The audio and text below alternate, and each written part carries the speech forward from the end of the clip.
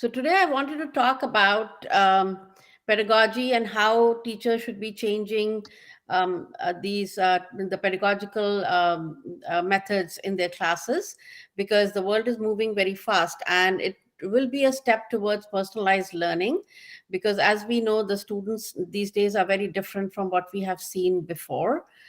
So that's the topic of discussion for today. So thank you so much, everyone, for inviting me. It's always an honor to present before all of you, um, and uh, and it is good morning here, so and good evening for you all.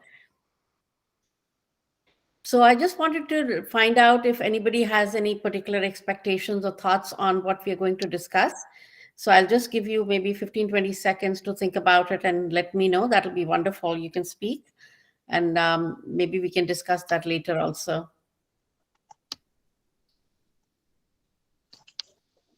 Ma'am, you start. Okay. Yeah, ma'am. Thank you.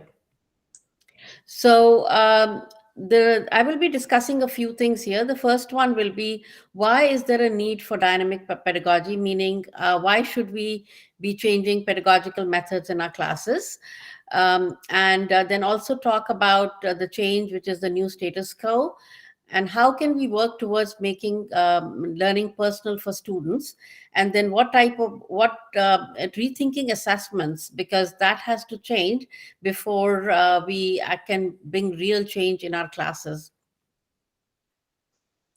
So starting from there, we have to remember that education is not about completing prescribed curriculum only.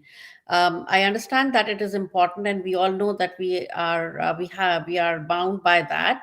However, on the assessment side, we should also think like collecting proofs that students are learning what we want them to learn is not the only thing that we need to do. So it should be about, we have to keep that broader vision in our minds and think about instilling love of learning, confidence, self-esteem, and courage, because that was what will take them very far. Curriculum can be learned from internet these days.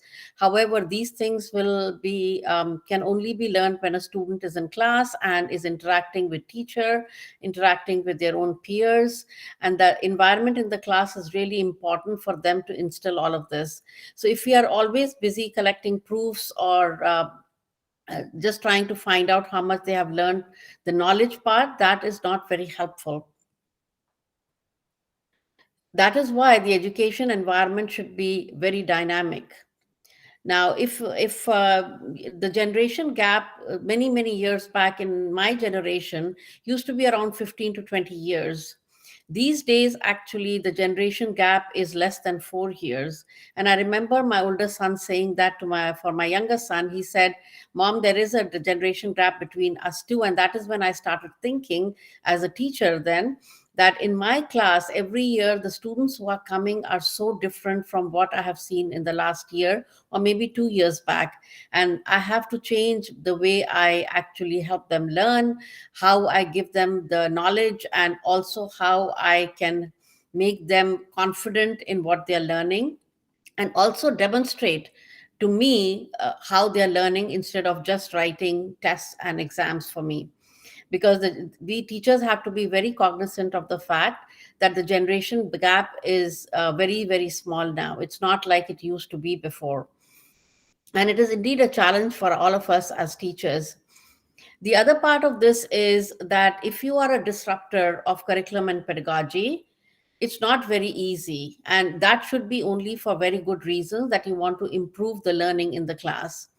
But I always say that, who said difficult is not good? And for a person like me, I always try to do the difficult part, because so initially the people may not understand what you're trying to change, but eventually if the change is very good for students and they see the difference coming, they will actually start thinking about what you're doing. So we have to have confidence in ourselves and think about what we want to change, and maybe discuss it with a mentor and then go from there. Because I always believe that if you're only following what the other or the world is doing, then we are not thinking ourselves. So we need to start becoming more innovative in what we do, and keep thinking about what can make our learn teaching better, and how can we improve our classes. use of technology actually, as all of us know, the educational technology tools are changing, and they are changing very quickly. And a huge change came when COVID had happened, and we all are very aware of that, and we all were in it. And I've admired the teachers who just jumped into things without any training, and they started teaching their students, which is very, very admirable, and it is appreciated all over the world. However, now that we are moving towards a more stable environment, we need to understand that being digitally literate is a moving target, and the reason for that is every day we have to use it in a different way, or a new technology is coming. So our strategies have to keep changing, and that is why our pedagogical methods also need to be dynamic, so that we can use those educational technologies to help us do that. So, institutions can no longer have educators and learners. Like I said, the teachers have to learn every day. And with technology, that learning is even more enhanced. So, everyone has to be a learner in the school. So, the schools actually now, if you think about it, have become schools of learners, because the teachers are also learning at the same time. And the learning has to also replace teaching in the classroom, because we should learn as a community in the class rather than a teacher and a group of students. And we should also remember that learning is a dynamic word. That is why it is learning. And it is not just we learn this and we stop. And again, I'll keep repeating this, and that is why we need to have a dynamic pedagogical environment. So, what I want actually all of us to think about this, that we are not anymore teachers. We I prefer to call myself an educator, and even better, a facilitator of learning, because that is what we do in our everyday lives. So I want all of us to think about this for a moment. We have a class where there are always four types of students, and that's what we have seen historically. One group may be very hardworking and very intelligent in the subject you're teaching. The other group could be hardworking but not as intelligent. When I say intelligent, I don't mean intelligent in general. I mean that they have the potential to learn your course well. The third group will be they are intelligent, but they don't like to work really hard. And the fourth one will be where we have to do a lot of work. But I was thinking about this when I was preparing this presentation. I started thinking about, is that fair on the people who are, or the students who are in our classes? Should we try to at least bring them all up to a certain level, so that when they exit our class or they graduate from an institution, they should all be almost at the same level? I don't mean having exactly the same marks, but at least having all the skills that we need them to learn.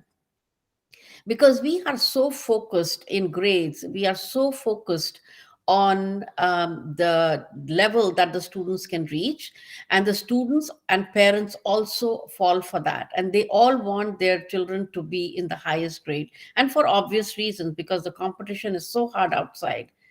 So, this is why our duty is to help them reach their best potential in class.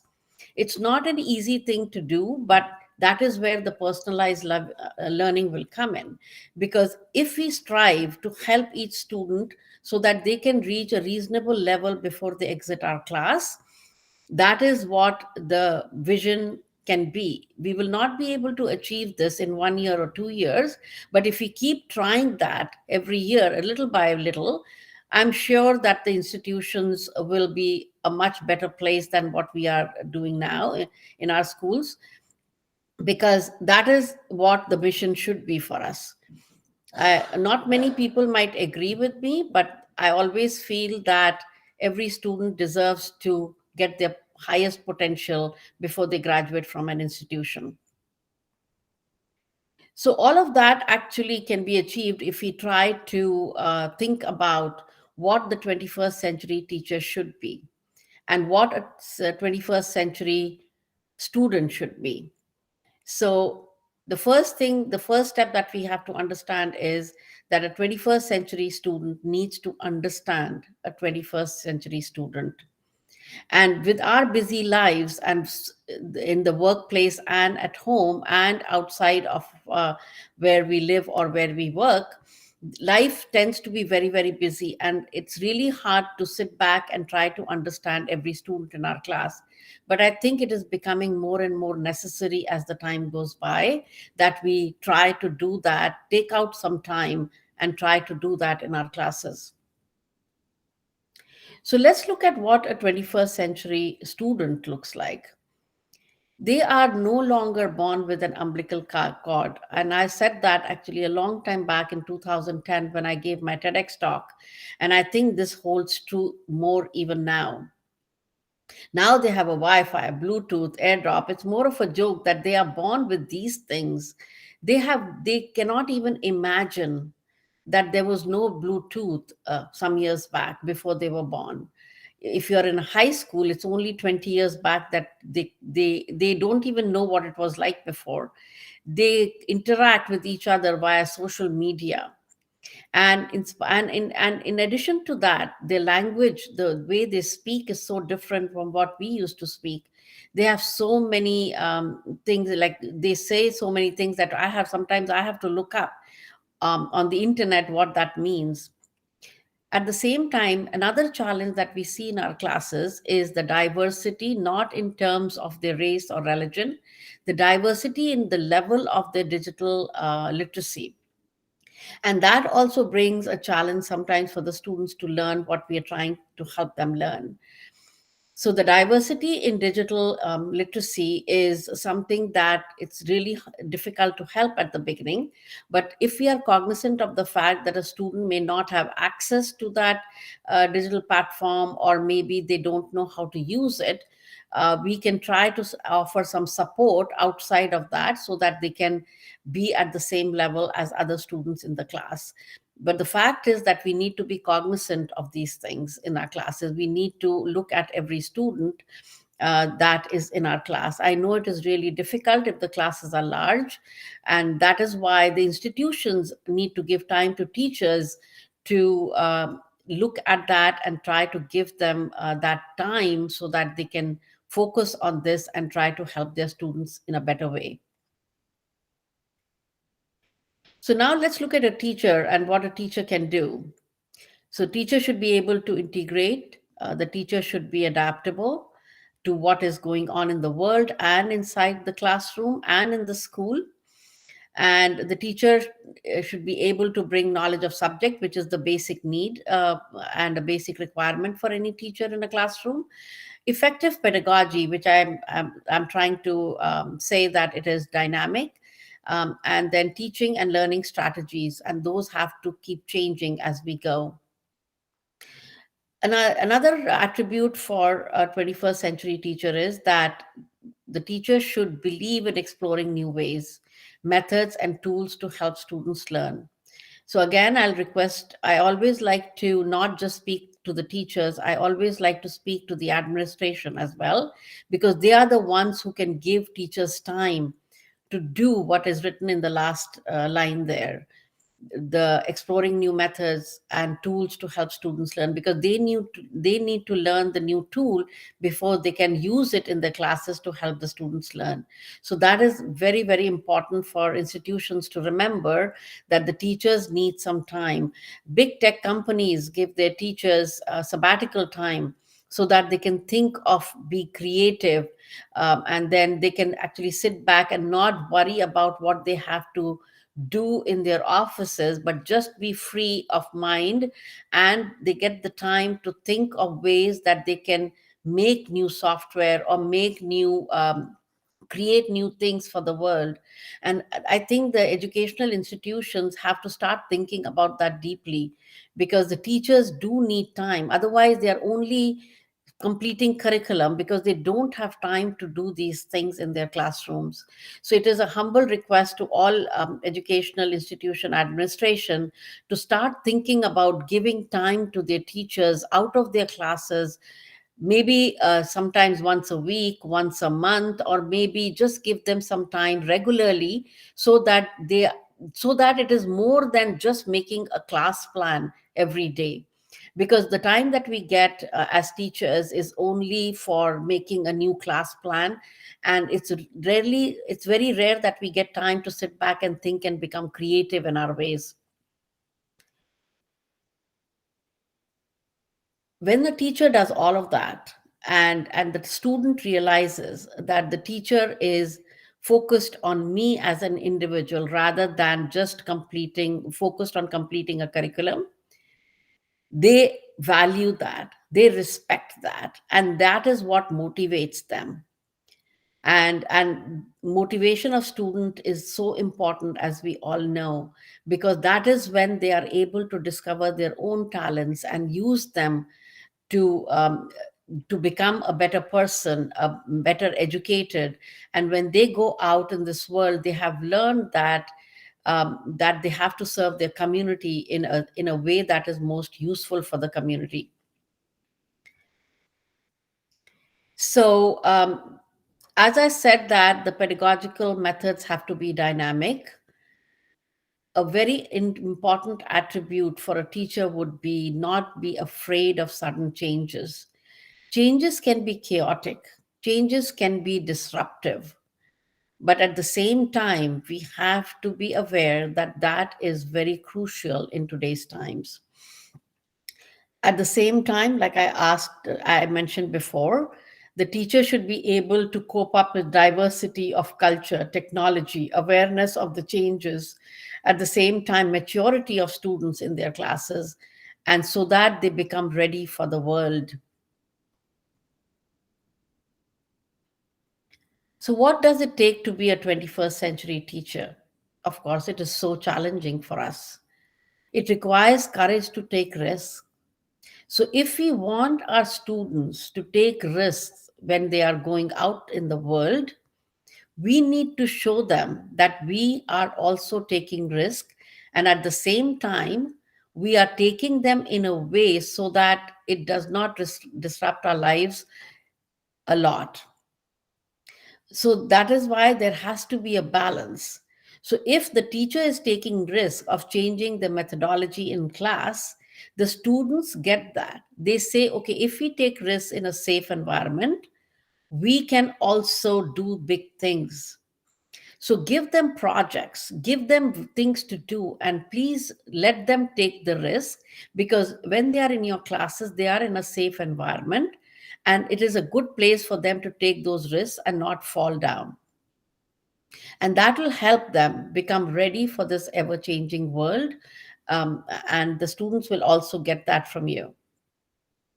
So, what are the skills? We all know these skills very well, and we've been talking about them for a very, very long time. Love of learning, I think, is one very important one, because unless there is love of learning, the others will not come. So, the first step is love of learning. However, the love of learning can only come when we have courage to take risk and we are innovative. So, in my mind, the topmost 21st century skills must change, and those are the only two that should be thought about. How can I be innovative? And to be innovative, I should not be thinking like others are thinking. Sometimes we are so busy listening to jargons and looking at the language that is being said by some people who are maybe popular, or they just want to become popular. That never helps in the long run. We have to be innovative. We have to look at our own students in our classrooms and take time to understand them, and then have courage to take risks. The same goes for the students as well. They need to know each other, they need to know you, they need to know the, the students in the school. All of that takes time. So if we are always busy completing the curriculum only, giving them projects so that they can complete the curriculum, give them tests, then that is not very, very helpful. I know the schools are changing a lot, but I think we are still not there. And again, the administration has to give a lot of support to do that. So what toolbox do we have? We have the knowledge, we have to understand the diversity, and then a sense of commitment for the global village. We have to instill that in our students, that they are not just an individual, they're not just a classroom, they're not just a school, and not just a country for that matter. So we need to give them opportunities to collaborate outside of their classroom, maybe between schools or maybe between countries. I have done that for my own students to collaborate on projects with another country. The time difference was a challenge, but we somehow used technology to bring that gap and make it smaller and bring that gap to a smaller level. And the students really enjoyed that because they learned the culture of the other country. They learned how people celebrate festivals in the other country. At the same time, they also learned about electricity generation in that country. So it was a very holistic experience for them. And I always believe that collaboration at that level gives them a sense of tolerance, because when you understand the other culture and go deep into that culture, all the things that we thought we knew about them goes away. We understand them at a level that is more collegial, that is more friendly, and that brings tolerance. And tolerance always makes everybody happy. And that is why I always say collaboration is so important. So that is what we have to try to do. That is one pedagogical shift we can try to do in our classes if possible, so that students can become more tolerant and eventually the world will be a happier place to live. They should also develop problem solving abilities and ability to work in their own teams within their classes. They should not just learn to learn. Some years back we said that, but continuous learning is more important. So if they see their teachers doing continuous learning, if they see the educators in the institutions doing that, they will also understand that it is important. The internet has given us so much information, and they give us so much information every day, most of which may not be very true. So that is the next thing we have to have in our toolbox of skills, not just for ourselves, but also to tell our students, so that when they are reading something, they should be able to critically analyze and also not spread the wrong news, because that is what is happening via social media. So we have to instill that in them, that when they're reading or seeing something, they should take a step back, and before they share it with anybody else, they should analyze it, find out from other sources how true that information is, and then only actually share it with anybody else. I think that is another skill to have, and it's very critical for teachers and for students. Then they should also develop real inquiry skills, and that can only be developed when we give them time to think in our classes.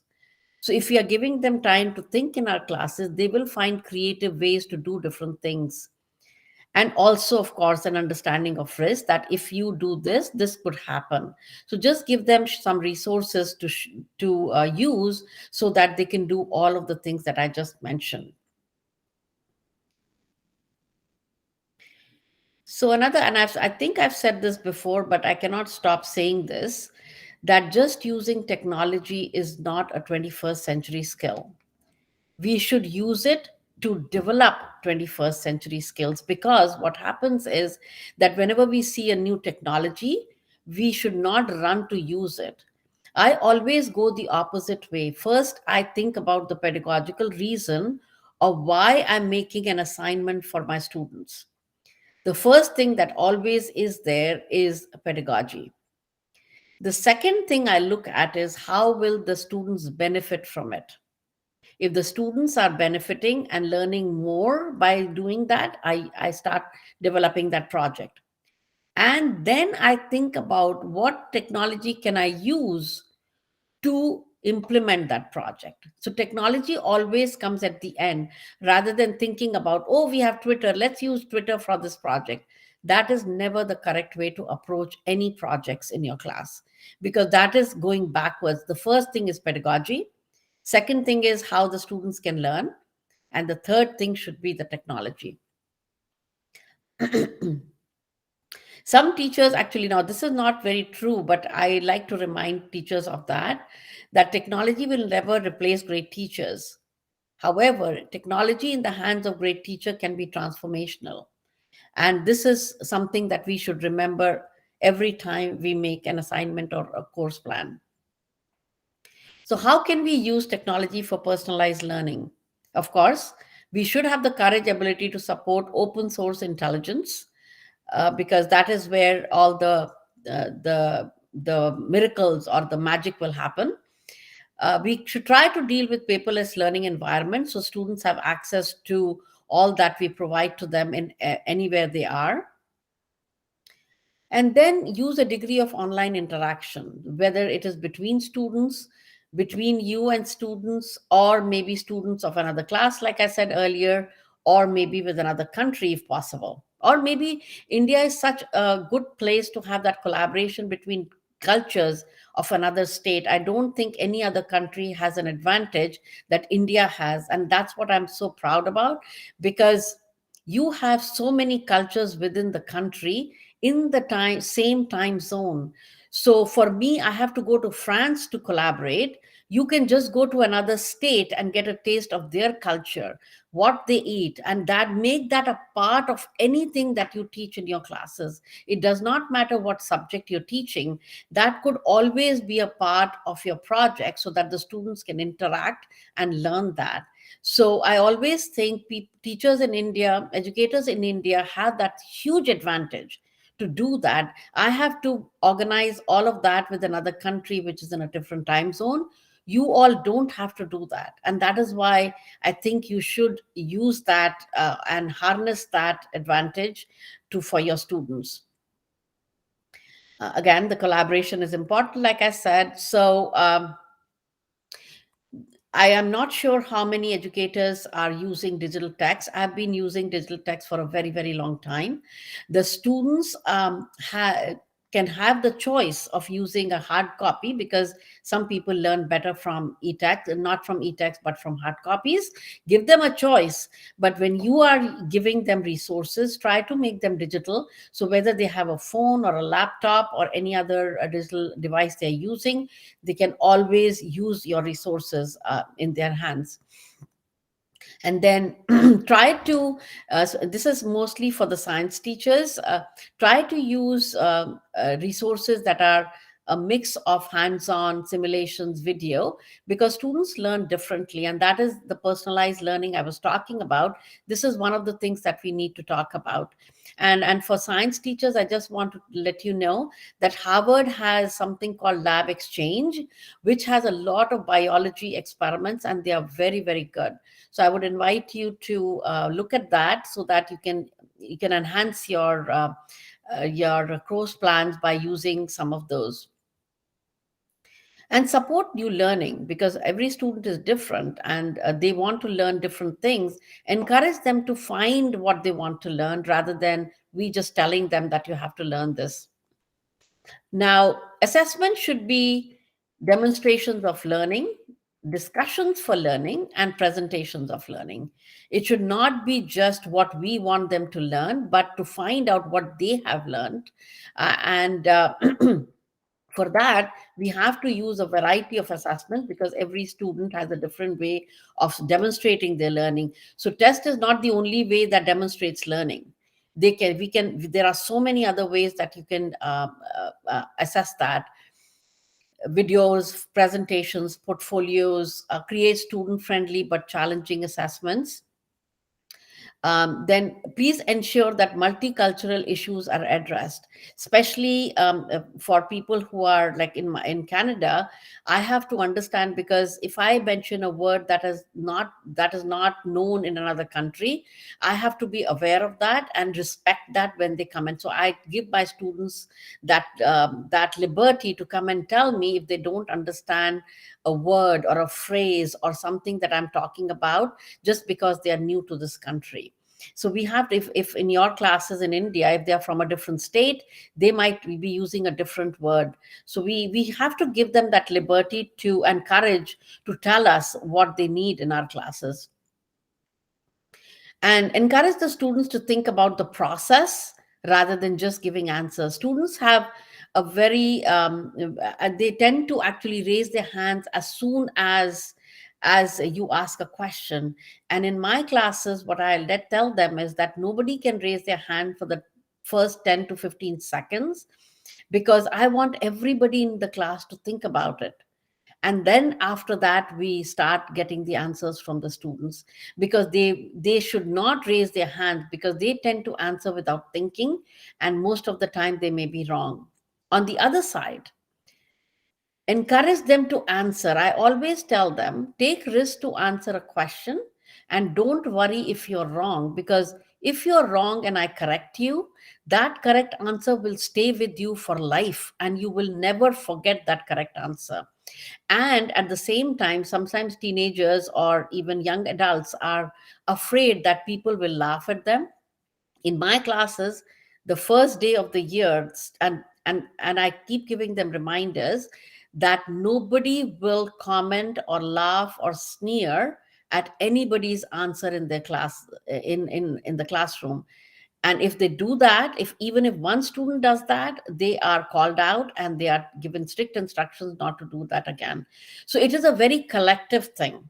The student should not be afraid to answer. The other students have to respect and listen respectfully to what their peer is saying. And then, even if they are wrong, we discuss it and help that student learn right away, rather than wait till the test and they make that mistake. I always tell them it's better that you make mistakes now rather than in a final assessment. So the other thing we need to do is, again, institutions, please give time to teachers to assess their own assessments, because we sometimes don't do that. And I'm one of I am like all of us teachers, because of shortage of time, we never try to assess our assessments. And I think that's really crucial. So instead of making assessments to check how much your student has learned, try to make assessments that help them learn. And I have been doing that for a little while now, and the students are so much happier and they learn better, because it is not about checking, it should be about learning.